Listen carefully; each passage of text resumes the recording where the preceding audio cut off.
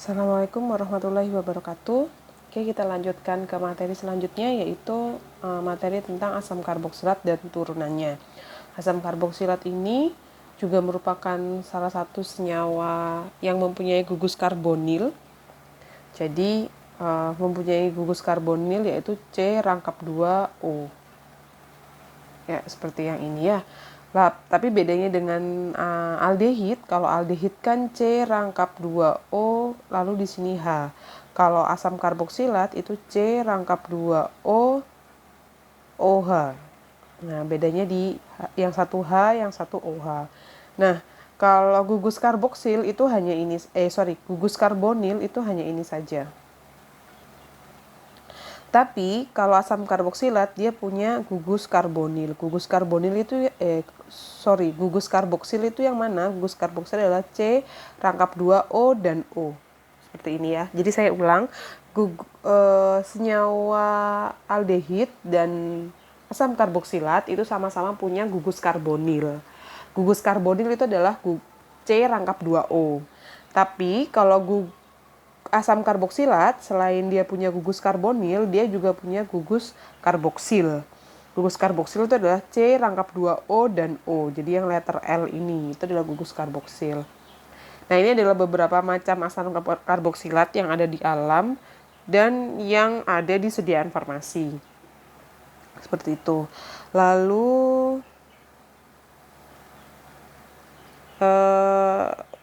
asam karboksilat ini banyak dimanfaatkan ya di industri, di sediaan farmasi begitu. Nah, salah satunya yang dari alam yaitu asam cuka atau acetic acid atau asam asetat. Jadi asam asetat atau asam cuka. Lalu masih banyak yang lain, tapi yang lebih banyak dikenal adalah asam asetat tersebut. Nah, tata nama asam karboksilat itu sama seperti aldehid. Jadi gugus karboksilnya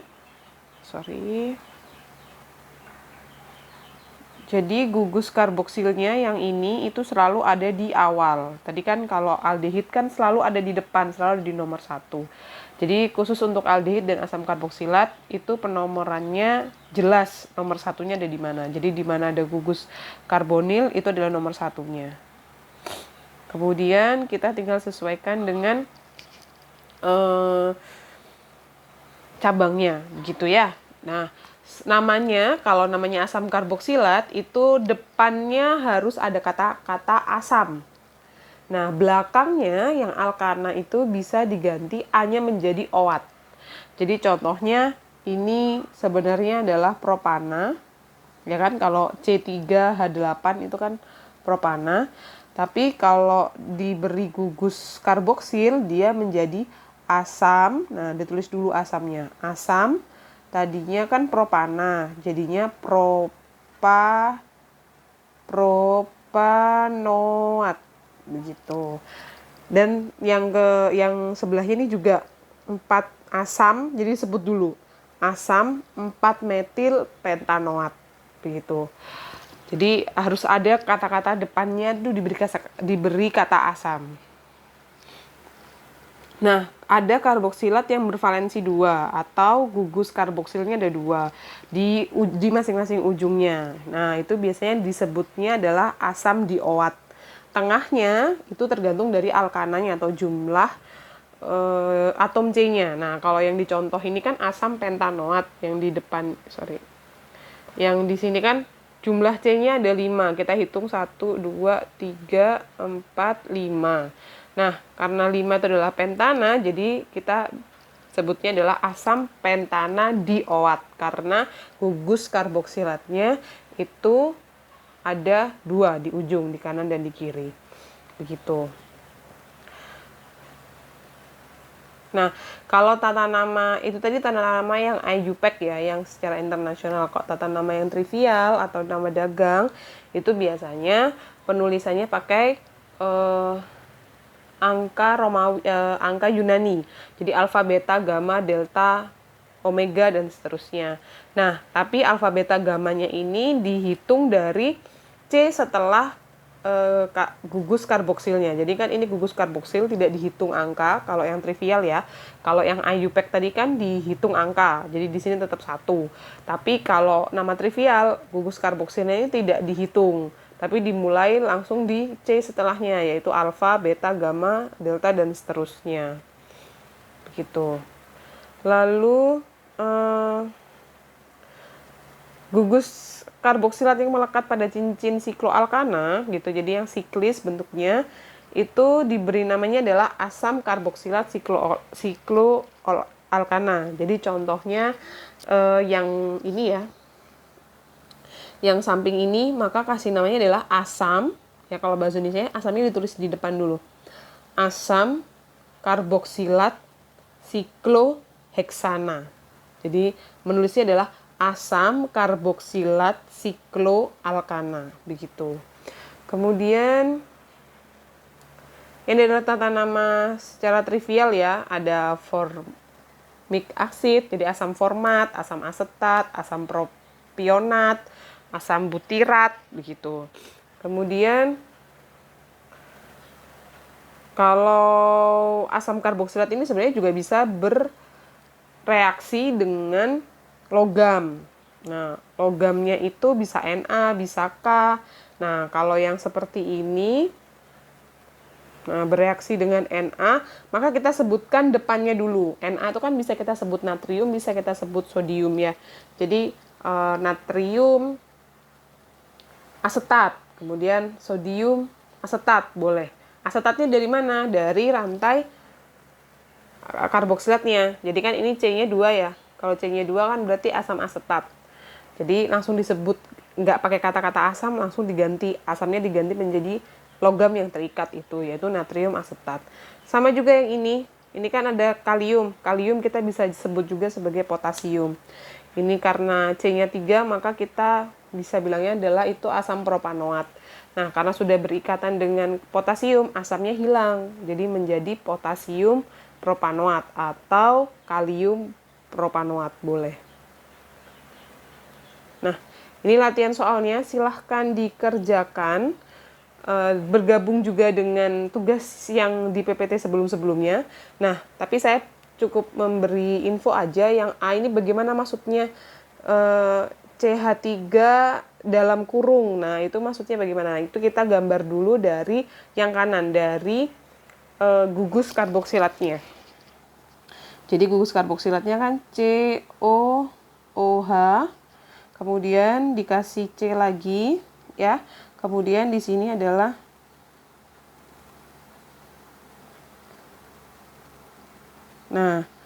CH3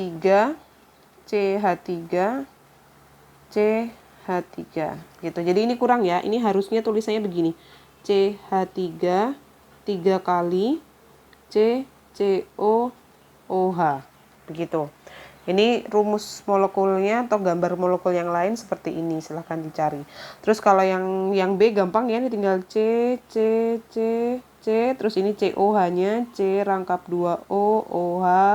Kemudian di sini ada C lagi, di sini ada C lagi. Nah, kalau yang soal C ini kita hitungnya F-nya itu ada F2. Nah, itu gimana nulisnya? Nulisnya begini. CH3, CH2, C, F-nya ada 2, berarti ditulis di atas dan di bawah. Kemudian CH2, COOH. Begitu ya. Silahkan dikerjakan, digabung dengan tugas-tugas yang lain, dijadikan di satu file. Kemudian yang tadi sudah dijelaskan ya, ini kalau asam karboksilat itu ada gugus karboksilnya. Gugus karboksilnya yang mana? Yang ini. Nah, itu gugus karboksil. Jadi gugus karboksil itu lebih banyak O-nya daripada gugus karbonil ya. Kalau gugus karbonil kan hanya CO saja. Jadi gini ya. Nah, kenapa bisa dibilang karboksil? Karena dia terdiri dari gugus karbonil dan gugus hidroksil. OH-nya ini ya. Kemudian karena adanya gugus OH ini, jadi sifatnya asam karboksilat itu lebih polar dibandingkan gugus OH yang ada di alkohol karena ada pengaruh gugus karbonilnya. Tadi kan sudah dijelaskan bahwa aldehid itu sifatnya lebih polar daripada alkana karena dia ada pengaruh ke elektronegatifan dari si unsur O-nya. Nah, kalau di asam karboksilat, selain karena pengaruh elektronegativitas dari unsur O, dia juga ada pengaruh dari OH-nya. Makanya dia semakin polar. Jadi dibandingkan dengan aldehid, asam karboksilat itu lebih polar daripada aldehid gitu. Nah, titik didihnya asam karboksilat itu di antara senyawa-senyawa yang sudah kita jelaskan tadi, yang sudah saya jelaskan tadi dari alkana, alkena, alkuna, alkohol, eter, aldehid, keton, asam karboksilat. Nah, asam karboksilat ini punya titik didih yang paling tinggi di antara senyawa-senyawa yang lain. Kenapa? Karena dia punya ikatan hidrogen. Bedanya apa? Ikatan hidrogen dari asam karboksilat dengan alkohol. Jadi, alkohol kan juga punya ikatan hidrogen. Sedangkan asam karboksilat juga. Tapi kenapa bisa asam karboksilat lebih tinggi? Karena antara senyawa antara molekul senyawa asam karboksilat itu dapat membentuk ikatan hidrogen.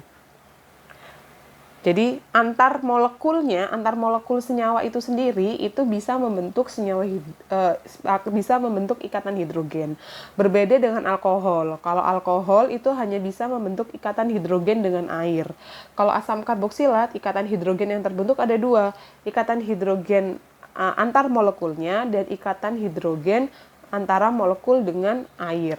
Makanya ikatan hidrogennya akan semakin lebih banyak sehingga mempengaruhi titik didihnya, dan titik didihnya menjadi lebih tinggi di antara senyawa-senyawa yang lain. Jadi kalau kita bandingkan, asam karboksilat lebih tinggi, kemudian yang kedua adalah alkohol, dan yang tiga adalah aldehid gitu. Selain itu kan biasanya titik didihnya sampai minus derajat Celcius gitu. Nah, ini tadi yang saya bilang ya, jadi dia punya ikatan hidrogen yang lebih banyak.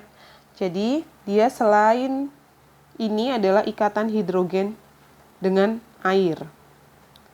Jadi setiap satu molekul dia bisa membentuk ikatan hidrogen dengan air itu sebanyak 4 ikatan hidrogen. Sedangkan alkohol dia hanya membentuk 2 ikatan hidrogen saja. Nah, itu kan hanya dengan air ya. Nah, ditambah lagi setiap molekul ini bisa berikatan hidrogen dengan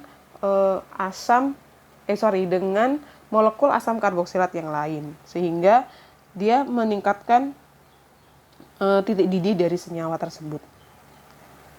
Nah, ini ikatan hidrogen yang sudah saya jelaskan tadi. Jadi dia bisa berikatan dengan air, dia juga bisa berikatan dengan senyawanya sendiri atau intermolekular gitu. Nah, titik didih dan kelarutan asam karboksilat, titik didih di mana-mana itu selalu sama. Jadi semakin tinggi massa molekul relatifnya atau MR-nya, semakin panjang rantainya, semakin tinggi MR-nya, semakin tinggi juga titik didihnya. Gitu. Nah, tapi kelarutan asam karboksilat itu sama dengan aldehid. Jadi semakin panjang rantai hidrokarbonnya, otomatis pengaruh hidrofobiknya lebih besar, ya kan? CH3, CH2-nya semakin, CH-CC-nya semakin panjang, maka dia akan semakin pengaruh non-polarnya semakin besar. Pengaruh hidrofobiknya semakin besar dibandingkan dengan pengaruh gugus karboksilnya yang sifatnya polar tadi. Sehingga dia kalau semakin panjang rantai hidrokarbonnya, maka semakin rendah juga kelarutannya dalam air. Begitu. Nah, ini yang tadi saya bilang ya, jadi hidrofobiknya ekornya itu lebih panjang, lebih berpengaruh daripada kepalanya. Jadi kalau semakin panjang ekornya, semakin panjang rantai hidrokarbonnya, maka pengaruh nonpolarnya akan semakin besar. Nah, kalau semakin nonpolar, maka semakin sukar larut dalam air. Begitu.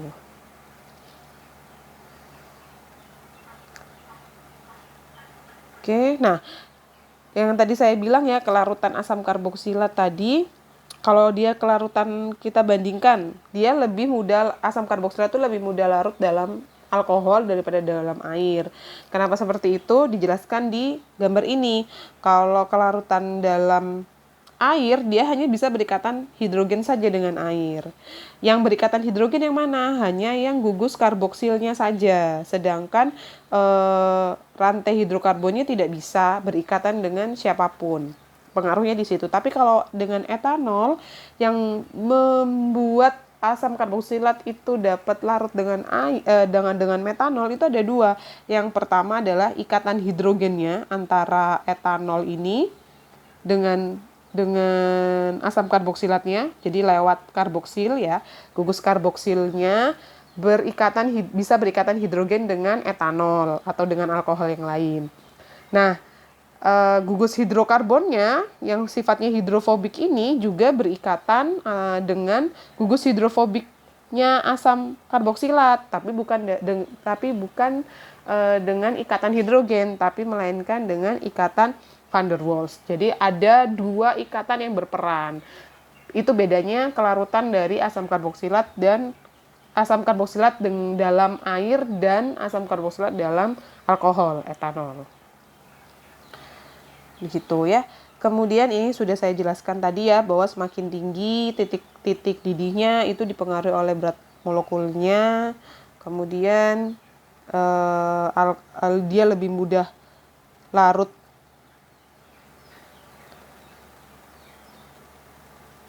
dalam air. Begitu, sebentar saya flashback lagi. Nah, ini ya. Jadi dia lebih larut dalam etanol dibandingkan dalam air. Oke, saya ulang lagi. Oke. Nah, ini latihan soalnya, silahkan urutkan kelarutannya dalam air. Dalam air ya, mana yang lebih larut dalam air. Urutkan dari yang paling rendah sampai yang paling tinggi. Dari yang paling tidak larut sampai yang paling larut. Nah, asam karboksilat kenapa dibilang asam? Karena dia itu adalah senyawa organik yang dapat melepas H+-nya. Ya, jadi kan senyawa dikategorikan sebagai senyawa asam itu jika senyawa tersebut dapat melepas H+, ya kan? Nah, senyawa asam karboksilat ini dia bisa melepas H+. H+ yang ada di mana? Di gugus karboksilnya ini. Jadi hanya ini lepas membentuk ion COO-. Nah, ini makanya dia dikategorikan sebagai senyawa asam, berbeda dengan H yang ada di aldehid. Kalau H yang ada di aldehid, yang COH, H yang ada di karbon yang di gugus karbonil itu tidak bisa lepas. Begitu. Nah, tapi asam karboksilat ini tergolong asam organik kan, sehingga sifat keasamannya dia sangat rendah. Jadi dia termasuk ke dalam asam lemah. Asam lemah itu dalam larutannya itu terdisosiasi sebagian. Maksudnya terdisosiasi sebagian itu jika dilarutkan dalam air, dia akan membentuk ion ini dan ion ini itu hanya sebagian saja. Ada sebagian yang masih dalam bentuk molekul besarnya seperti ini. Jadi tidak semuanya berubah menjadi ion. Itu artinya terdisosiasi sebagian. Nah, adanya gugus penarik elektron, misal Cl, itu bisa meningkatkan keasamannya. Jadi dibandingkan dengan yang tidak ada Cl-nya, yang ada Cl-nya itu dia punya sifat keasaman yang lebih rendah. Jadi contohnya ini ya, yang ini Cl-nya hanya 1, pKa-nya sekitar 2,8. Tapi kalau Cl-nya 2, sifat keasamannya dia semakin tinggi. Jadi sifat keasaman semakin tinggi itu kan pH-nya semakin rendah. Kemudian kalau Cl-nya 3, dia pKa-nya semakin rendah lagi. Jadi sifat keasamannya semakin meningkat. Begitu. Nah, selain itu, selain banyaknya gugus penarik elektron atau banyaknya unsur Cl, ternyata tempat dari atau posisi dari Cl itu berpengaruh juga terhadap tingkat keasaman. Semakin dekat Cl-nya dengan gugus karboksil, maka tingkat keasamannya pun semakin tinggi. Contohnya ini. Ini gugus Cl-nya sangat dekat dengan karboksil, berbeda dengan ini. Kalau ini kan ada jaraknya. Berbeda lagi dengan yang ini. Ini ada jaraknya semakin jauh. Gitu ya. Nah, jarak yang dekat itu dia punya tingkat keasaman yang lebih tinggi dibandingkan dengan jarak Cl dan karboksil yang jauh gitu. Nah, ini yang sudah saya dijelaskan tadi ya. Posisi gugus halogen atau penarik elektron itu dia meningkatkan keasamannya. Semakin dekat, maka semakin meningkat juga keasamannya. Oke, ini hanya turunannya saja, turunan asam karboksilat. Turunan asam karboksilat itu sangat banyak sekali ya. Ada yang turunan dari halogen, ada turunan dari hidroksi. Kemudian ini hanya sekedar pengetahuan saja, macam-macam turunan asam karboksilatnya. Kemudian ada yang bentuknya asam karboksilat, asam amino, ya. Asam amino itu juga termasuk asam karboksilat, tapi dia ada gugus aminonya. Ada gugus NH2-nya ini, makanya dibilang sebagai asam amino. Tapi itu salah satu turunan dari asam karboksilat. Oke, ini slide selanjutnya ini hanya membahas tentang beberapa turunan asam karboksilat. Kalian bisa baca sendiri. Kemudian ini yang exercise yang ini tidak perlu dikerjakan ya. Kemudian ini garam karboksilat. Jadi asam karboksilat yang tadi ya sudah ada tata namanya tadi ya, tata nama dengan logam, jadi dia bisa bereaksi dengan logam. H yang ada di karboksil itu digantikan dengan ion logam. Jadi kalau Na ya berarti RCOONa begitu. Nah, ini sifat fisik dari garam karboksilat. Garam karboksilat itu artinya asam karboksilat yang direaksikan dengan basa. Jadi kan asam jika direaksikan dengan basa itu akan membentuk suatu garam. Nah, asam karboksilat sifatnya asam kan, basa tadi NaOH, KOH kan sifatnya basa. Saat direaksikan dia akan menjadi natrium karboksilat, tadi asam karboksilatnya apa? Nah, itu disebut sebagai garam. Nah, tugas yang ini carilah fungsi dari senyawa-senyawa tersebut beserta sifat fisika dan kimianya. Ya, gampang kok, bisa searching banyak sekali. Oke, ini adalah beberapa reaksi pembuatan asam karboksilat. Kalian hanya perlu tahu saja ada proses hidrolisis, ada proses oksidasi, ada reaksi Grignard. Ini saya lompati saja ya. Oke, kita akan lanjutkan ke materi selanjutnya yaitu tentang senyawa aromatis. Materi terakhir di perkuliahan mata kuliah kimia organik semester ini. Terima kasih.